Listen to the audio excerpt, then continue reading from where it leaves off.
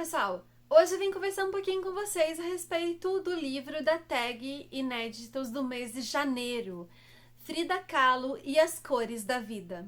Antes de mais nada, eu já preciso adiantar pra vocês que isso aqui não é uma biografia, ele é um romance biográfico, segundo a própria autora, a Caroline Bernardi, explica. A Caroline, ela pegou toda a história da vida da pintora mexicana, da Frida Kahlo, através de várias biografias que existem e pessoas que conheceram a Frida e que ela teve a oportunidade de conversar, bem como ela pôde visitar museus e estar em contato com coisas que a Frida esteve, né? Ela teve a oportunidade de visitar a Casa Azul, a casa que a Frida viveu grande parte da sua vida. E ela pegou, então, essa pintora mexicana, a Frida Kahlo, e transformou em personagem de um romance, bem como também todas as pessoas que a Frida conheceu em sua vida acabaram virando personagens aqui. Como a própria autora diz, ela respeitou ao máximo que deu todos os fatos reais da história da vida da Frida. Ela só usou da sua imaginação para completar buracos, lacunas que existiam entre uma coisa ou outra, ou então talvez para tentar retratar como a Frida se sentia a respeito de algo, a respeito de uma pintura, a respeito de um momento de sua vida, uma reflexão que ela fazia enquanto ela andava de trem, por exemplo. Mas os acontecimentos, as pinturas, os acidentes, os problemas de saúde, as pessoas que a Frida conheceu, tudo que tá aqui dentro é tudo real. Mas antes da gente falar o que eu achei dessa leitura, eu já queria pedir pra você deixar o seu like aqui nesse vídeo. Isso é muito importante, ajuda muito com o crescimento do canal e a divulgação do vídeo, pois é através da interação de vocês, né, através do like, do comentário de vocês, que o YouTube entende que esse conteúdo é legal, é interessante, é divertido, e ele vai então recomendar esse vídeo para outras pessoas que consomem esse mesmo estilo de vídeo aqui dentro da plataforma. E se você ainda não é inscrito, aproveita para se inscrever, ativa o sininho para receber notificação toda vez que sair vídeo novo. E se você for comprar qualquer coisa no site da Amazon, aproveita para fazer com o meu link que tá aqui embaixo na descrição desse vídeo. Eu ganhei uma pequena comissão sobre todas as compras e as vendas feitas através desse link, e isso me ajuda muito. Bem, Frida Kahlo e as Cores da Vida vai seguir então a vida da Frida a partir de mais ou menos os seus 15 anos, se eu não tô muito enganada, mas é a partir da sua adolescência, que é o momento em que ela acaba sofrendo um acidente de ônibus. E Frida sonhava ser médica, ela sonhava em ajudar as pessoas. Só que por causa desse acidente, ela acaba perdendo muito tempo da vida e ela acaba perdendo a oportunidade de estudar. Ela fica por mais de 2 anos precisando ficar de cama realmente, sem conseguir se mexer, sem conseguir se movimentar, para poder sarar de todos os ferimentos desse acidente. E é então que ela passa a pintar. O pai dela, vendo que ela tá muito desgostosa da vida, muito triste por ver todos os seus amigos seguirem com suas vidas e ela paralisada ali, ele consegue adaptar um cavalete e leva para ela pintar deitada. Então a Frida começa a pintar coisas que ela lembra de ter visto, né? Muitas vezes paisagens, até como si própria, porque eles se instalam uma espécie de espelho próximo a ela, em cima da sua cama, que faz com que ela consiga se ver. Mesmo depois que ela se recupera desse acidente, ela volta então a ter sua mobilidade, né, e poder ir para os lugares, ela continua pintando, ela descobre então uma paixão na pintura, que ela gosta muito de pintar, principalmente as coisas que representam o México, e é através disso que ela conhece outras personalidades artísticas do México e do mundo, e também o futuro marido dela, que seria o Diego Rivera.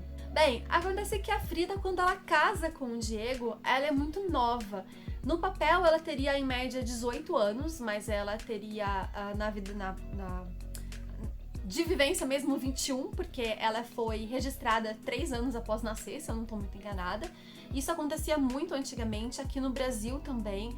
Provavelmente vocês devem conhecer alguém que no papel tem tantos anos, mas tem anos a mais, porque foi registrado depois de ter nascido. Isso acontecia muito, inclusive com meu pai. Meu pai nasceu em maio, mas ele foi registrado em junho, então a data de aniversário dele é em junho, mas a gente respeita a data de aniversário de maio. Enfim. E a Frida, ela acaba ficando muito bitolada nos primeiros anos de casamento, na rotina de uma mulher casada. Então, ela vai aprender a cozinhar pra agradar o Diego. Ela vive realmente em função do marido.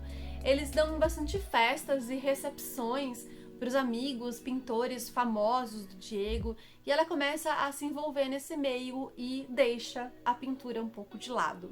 Só quando ela realmente larga a mão disso tudo é que ela retorna a pintar e ela realmente se envolve ali em meio às tintas e às cores e pinta os quadros que acho que são mais conhecidos dela, pelo que eu dei uma olhada.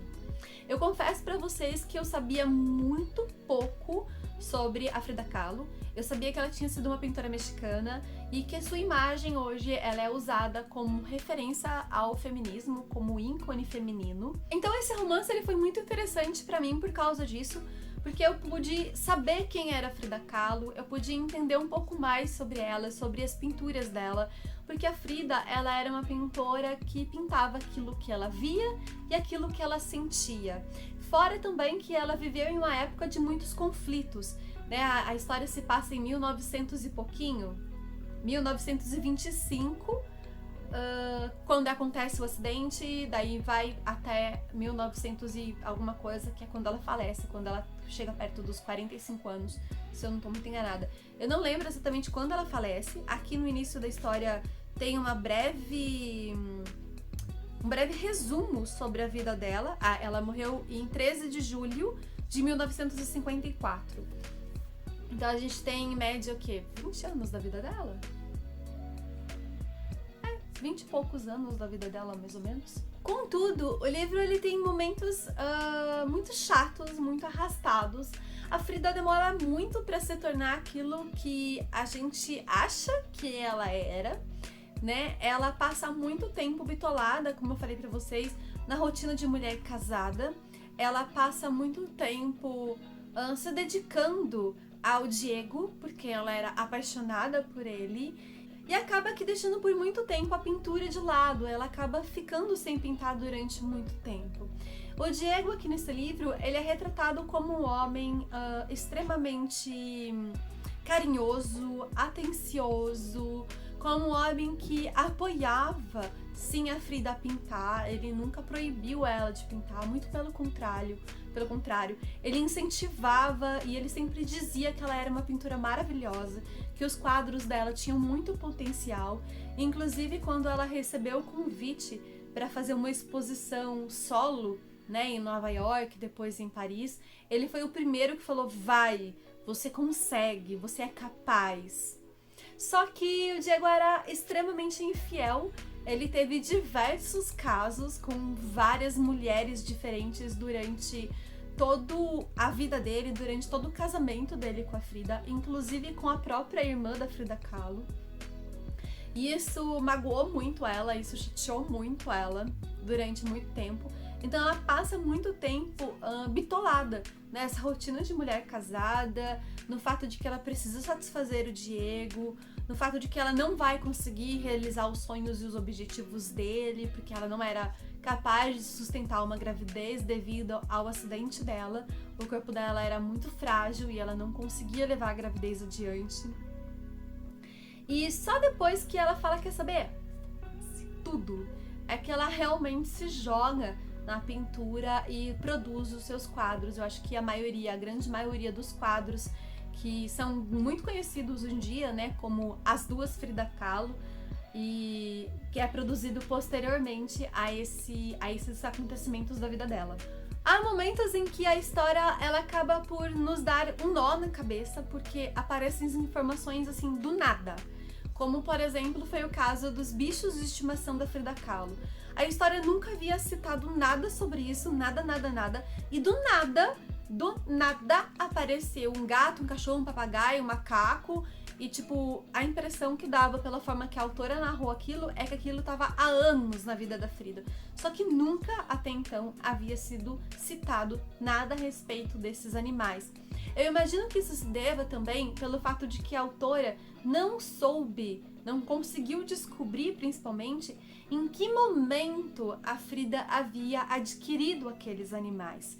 Era sabido que a Frida tinha, há muitas fotos da Frida com um macaquinho no colo, com um gato de fundo, com um cachorro, com papagaios. A Frida pintou seus animais de estimação em diversos quadros, mas eu acredito que não exista nenhuma informação do tipo. Então, a autora, ela acaba inserindo essas informações de uma forma um tanto brusca na história, que você fala, epa, de onde saiu isso? Mas aí a gente precisa se lembrar de que há esses buracos que precisam ser preenchidos muitas vezes pela imaginação da autora, porque não existe a informação exata de quando que aquilo aconteceu. Para quem gosta de biografias, para quem gosta de arte ou para quem quer saber um pouco mais sobre a vida da Frida, esse aqui é um ótimo livro, eu gostei bastante de ter lido. É a segunda biografia que vem pela Tag Inéditos. A primeira que veio foi Nascido do Crime, que também foi em janeiro de 2020, e agora veio Frida Kahlo em janeiro de 2021. Eu preciso dar uma olhada em janeiro de 2019 para ver se o livro também foi uma biografia e para ver se isso é uma espécie de tradição da Tag. Porque, né, pode ser que seja, vamos ver. E bem, Caroline Bernardi, na verdade, é o pseudônimo de uma autora alemã chamada Tanja Schillit. Não sei, provavelmente eu tô pronunciando o nome dela errado, porque é alemão, né?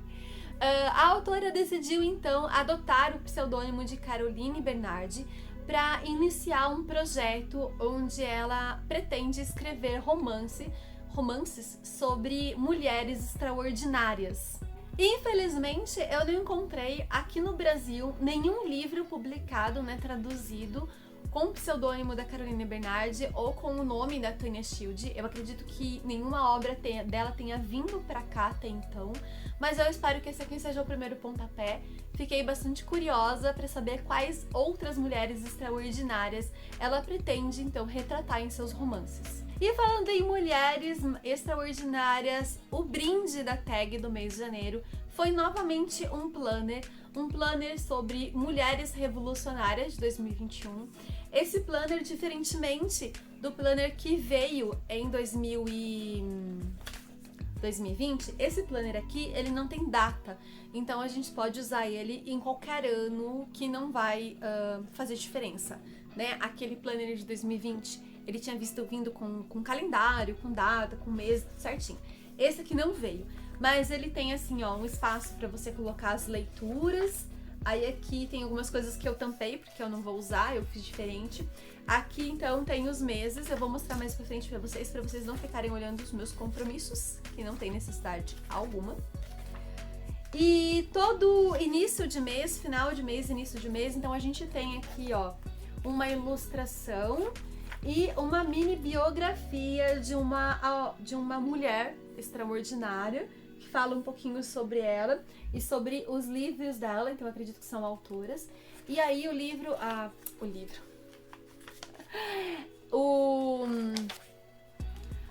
o planner é assim, essas datas aqui em cima foi eu que coloquei, né, o mês, as datas, mas como vocês podem ver, aqui ele não tem. Opa, tem, eu coloquei já em junho, aqui, mais pra frente, ó, não vem, tá vendo? Então a gente pode usar em qualquer ano, mesmo que aqui tenha 2021, pode ser usado em qualquer ano. Bem, agora falando um pouquinho pra vocês da edição.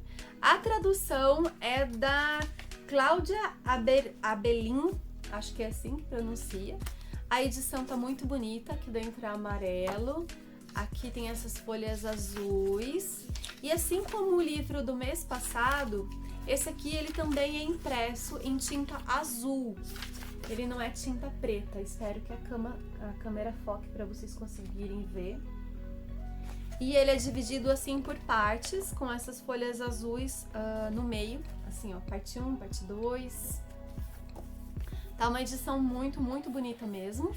Aqui atrás, dessa vez, não veio a foto, né, da autora, mas vem a mini biografia dela. A revistinha do mês, ela é verde, com essas flores em amarelo e rosa. Vem a entrevista com a autora também, aqui também fala um pouco sobre a vida da Frida, tem algumas fotos dela. Aqui vem a entrevista com a Tânia, né? E aqui vem o desafio de leitura de 21 dias para quem tá com dificuldade. Aqui fala mais um pouco sobre a Frida Kahlo. E aqui fala um pouco sobre as pessoas que a Frida Kahlo conheceu. Quem eram essas pessoas? Como se fosse uma mini biografia dessas pessoas. Esse aqui era o Diego Rivera. Gente, eu confesso que enquanto eu tava lendo, eu tinha feito, assim, um estereótipo de homem bonito americano, na verdade, né? Mas o padrão de beleza de cada país muda muito. E, assim, o Diego Rivera, ele era visto aqui na história como um homem nossa, não vou conseguir falar isso. Muito, muito lindo, muito belo mesmo, a foto dele. Extremamente charmoso e que todas as mulheres queriam. Aqui no final a gente tem 2 quadros da Frida, que eu falei pra vocês, ela com os animais de estimação dela. E aqui no final, como sempre, a gente tem algumas dicas então do próximo livro da Tag, que eu já recebi. Eu preciso abrir a caixinha tá aqui, ó. Eu ainda não abri ela.